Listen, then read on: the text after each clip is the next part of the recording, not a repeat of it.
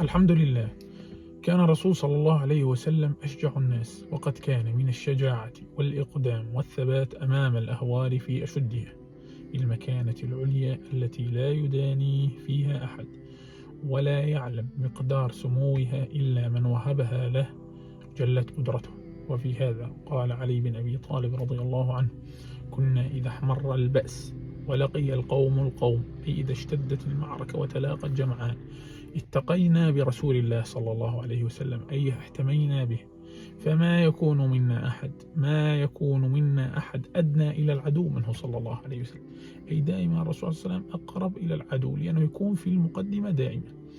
وقال الشاعر: والليث دونك بأسا عند وثبته، إذا مشيت إلى شاك السلاح كمي، مهما دعيت إلى الهيجاء قمت لها، ترمي بأزد ويرمي الله بالرجم. فاللهم صل على نبيك وحبيبك محمد صلى الله عليه وسلم، واجمعنا به في جنته، واسقنا من يده الشريفة شربة لا نظمأ بعدها أبدا.